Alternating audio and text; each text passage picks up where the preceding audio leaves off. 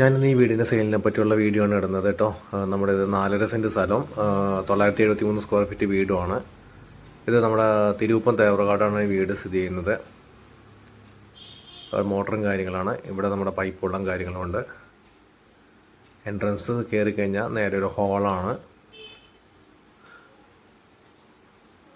അപ്പുറത്ത് dining area. ഈ ഭാഗത്തായിട്ട് ഒരു അറ്റാച്ച്ഡ് ബെഡ്റൂം ഉണ്ട്.